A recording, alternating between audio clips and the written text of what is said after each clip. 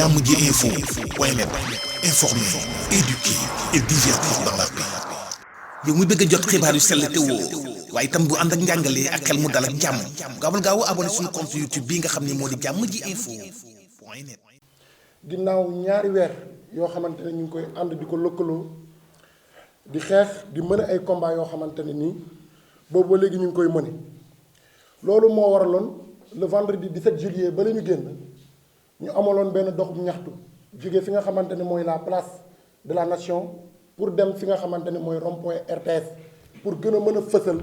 jafe-jafe yi nga xamante ne mi ngi ci biir plateforme yooyu la waaye marche boobu nga xamante ne amoon lan nañ ko muy doxum ñaxtu bëri na tey lu mu jur am na ay conséquences yu positives lu ci mel ni 189 ex contractuels yu Senelec mujjee nañ leen jox contrat beneen bu ci topp mooy que ni seetlu nañu bu baax te yéen ñëpp gis ngeen ko muy que ni autorités yi accéléré nañ bu baax a baax dossier gàddaay 253 maisons yi ñu toj gàddaay accéléré nañ ko bu baax waaye tamit travailleur King Fahd Palace ñi nga xamante ne ñoo doon liggéeyee fële bërëb ba la ñuy wax King Fahd Palace autorités yi recevoir nañ leen ginnaaw ay weeri weer ñu ko doon ñaxtu te kenn woowu leen kenn dégluwu leen après marche bi woo nañ leen déglu leen bokk na tamit ci la ñi nga xamante ne mooy suñu camarades étudiants yu nekk UVS Université virtuelle du Sénégal nga xamante ne ñoom tamit depuis le début de l'année ba léegi ñu ngi yuuxu fu ne kenn woowu leen waaye après marche bi administration UVS woolu na leen déglu leen bokk na aussi également ci décision bi nga xamante ni moo génn mercredi bii ñu weesu muy décision bu jógee ci conseil des ministres te président de la république son excellence monsieur Macky Sall di wax ni le ministre Cheikh Omar Anne ministre de l'enseignement supérieur de la recherche et de l'innovation na orienté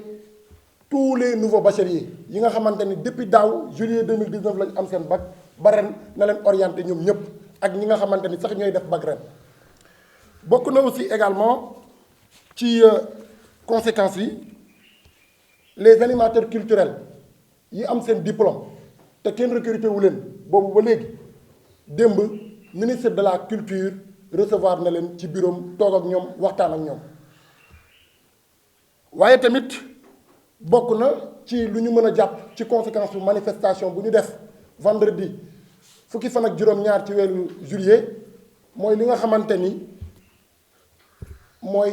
suufu gàddaay ak suufu Ndingler bi ñu tegoon loxo état bi mujjee naa dellu ginnaaw ci loolu joxaat suuf si ñi nga xamante ne ñooy baykat yi actuellement ñi ngi fa di bay di continuer seeni activité agricole lii lañ bëggoon fësal mu doon lu njëkk ci li nga xamante ne mooy conséquence su marche bu ñu defoon le vendredi 17 juillet passé waaye nag soo leen ñu gisaatee tey tamit ñu toogaat fii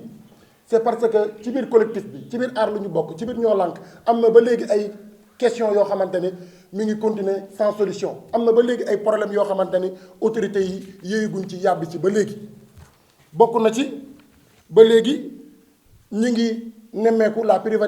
privatisation de l'hydraulique ci gox yu fasantikoo yi rawatina dëkk kaw yi waaye tamit bokk na ci lu ñuy dénoncer ba léegi spoliation foncière bi nga xamante ni mi ngi am parce que gàddaay ak Ndingler peut-être ñoo ci gën a siiw waaye bu leen fàttee Guéréo ci la bokk Kiñaabuur ci la bokk Jilax ci la bokk Balabougou ñoom ñëpp dañoo am ay problème mu suuf bokk na tamit ci problème yi nga xamante ne dajale nañu fi tey muy le droit des travailleurs yi nga xamante ne kenn respecté wu ko ay liggéeykat yoo xamante ne dañoo salfaañe seen àq ak seen yelleef mën nañu lim les travailleurs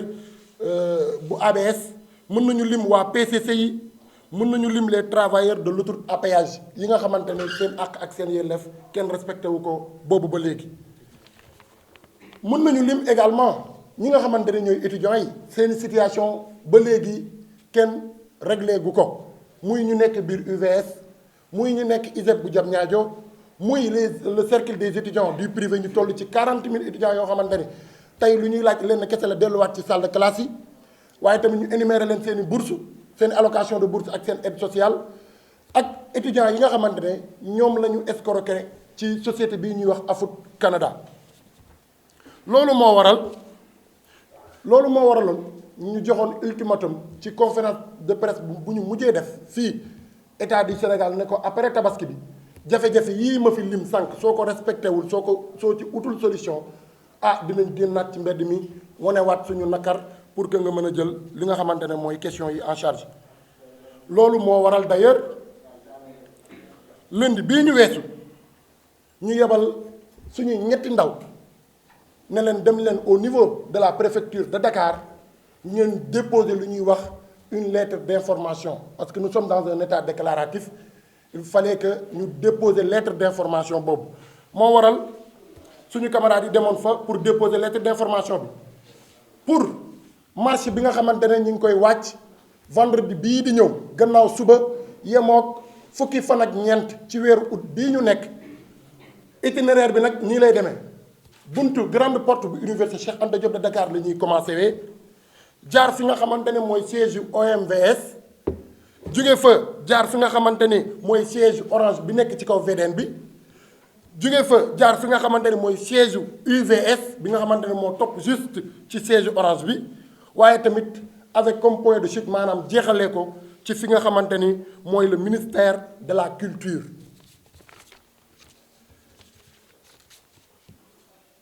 ci kaw loolu ci kaw déposition après déposition boobu nga xamante ne def nañ ko ci pour marché bu ñu war a amal démb suñu ndaw signataires yi nga xamante ne ñoo signé woon lettre boobule woolu nañ leen woon ci commissariat bu Point E pour enquête bi nga xamante ne mooy enquête moom la ñuy wax enquête de routine pour ñu amal ko foofu te am nañu yaakaar ni marché bi dinañ ko autoriser te autoriser nañ ko sax parce que ba léegi jotaguñu benn notification bu ñuy won ni marché bi dañ koy interdire. maintenant problème yi nga xamante ni listé nañ ko fi sànq ñun waa aar lu ñu bokk ñun waa ñoo lànk ñun waa doy na ñun waa Front national pour le progrès des étudiants du Sénégal problème yi ñu listé sànq état du Sénégal su si jurul ay saafara diggante tey suba balaa marché bi di ñëw gisuñu lu ñuy teree def marché bi le vendredi prochain à partir de 15 heures jógee fi nga xamante ne mooy la grande porte de l'UCAD avec comme point de chute devant le ministère de la culture. Le président de la République maanaam son excellence monsieur Macky Sall njiitu réew mi waay mënul confiner li nga xamante ni mooy les libertés démocratiques sañ-sañ bu citoyen bi am pour jug wane nakaram ak métitam ci réew mi te confiné wul li nga xamante ni te confinement boobu daf ko teg ci prétexte que ni y a le virus corona y a le virus du corona alors que y a d'autres virus yoo xamante ne tey ñoo fi jiitu corona te ba léegi kenn saafarawu ko bokk na ci virus yooyu la mooy spoliation foncière bi coow bi am ci wàllum suuf ñuy jaay doole baykat yi nangu seeni suuf di ko jébbal ay privé bokk na ci virus yooyu la lu ñuy wax népotisme di recruter ñi nga xamante ni sa xeet kese la bàyyi ñi nga xamante ni ñoo gën a yeyoo recrutement ci wàllum emploi des jeunes bokk na ci virus yooyu la li nga xamante ni mooy dàq bu ñuy dàq étudiants yi te teguñu ko ci dëgg teguñu ko ci yoon respecté wuñu benn texte parce que pour nga dàq étudiant foog mu def benn niveau ñaari yoon ci la ko système bi di soog a mën a rejeter waaye étudiant bu ñu orienté à l'UVS joxoo ko outil de travail joxoo ko machine joxoo ko clé de connexion dàq nga ko d'une manière indirecte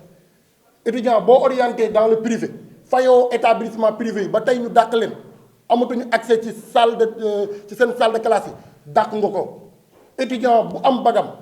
depuis juillet 2019 ba ñu ngi ci août 2020 orienté woo ko ba léegi dàq nga ko donc virus loolu virus la boo xamante ne war na koo mën a confisquer moom tamit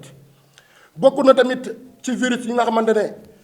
Macky Sall war na ko mën a confiner muy piétinement bi nga xamante ne maanaam salfaañe bu ñuy salfaañe ak yelleefu liggéeyukat yi wax naa ko sànq muy ABS PCCI entre autres ñooñu ñëpp nga xamante ne tey seen ak seen yelleef salfaañe nañ ko bokk na ci virus yu Macky Sall war a confiner moom tamit mooy la gestion opaque des communes yorin bi nga xamante ni communes yi ñu ngi koy yor alalu askan bi loolu lu ñu war a confiner la war a doon waaye tamit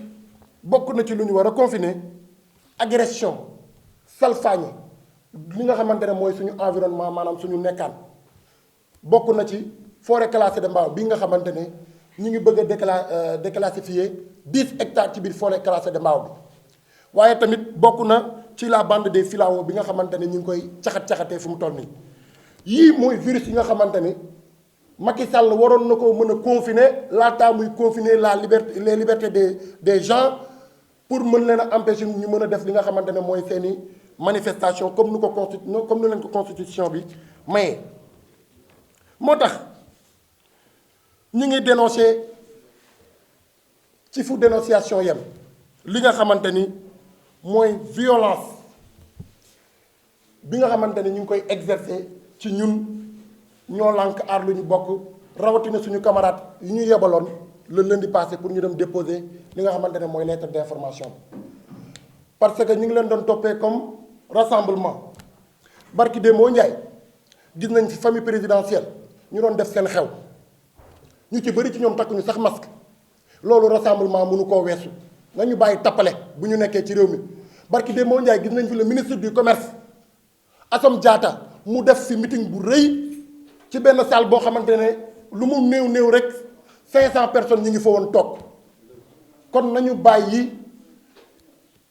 intimidation bi nañu bàyyi li nga xamante ne mooy violation bu ñuy teg ci suñu ndodd ñun te à partir d'aujourd'hui ñu ngi koy wax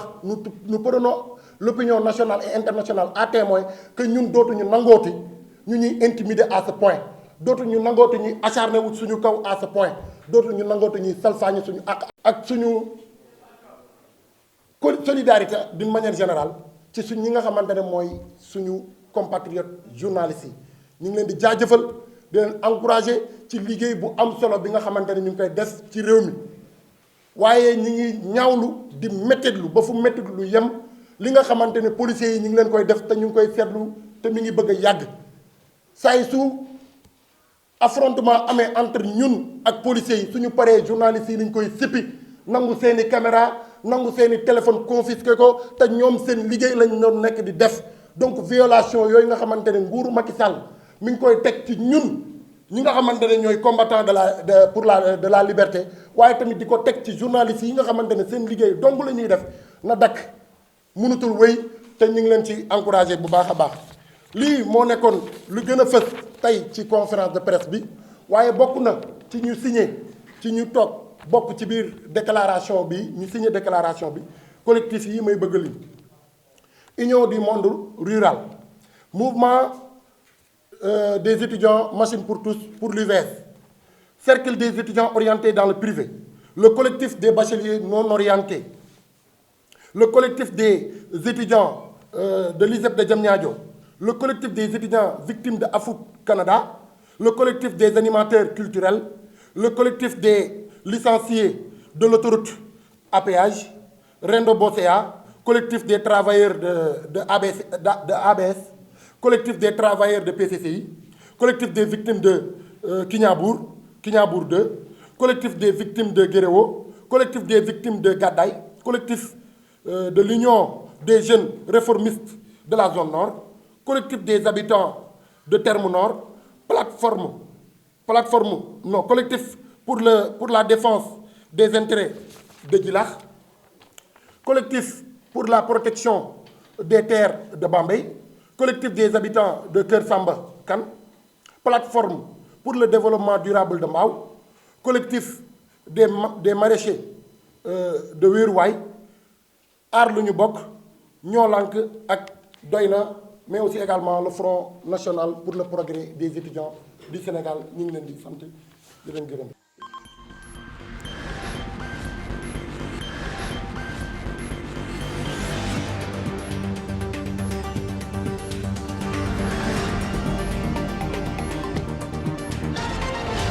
Jammji Info point net informer, éduquer et divertir dans la paix. yow muy bëgg a jot xibaar yu sell te woo waaye itam bu ànd ak njàngalee ak xel mu dal ak jàmm gaawal gaaw abonné suñu compte YouTube bii nga xam ne moo di Jammji Info point net.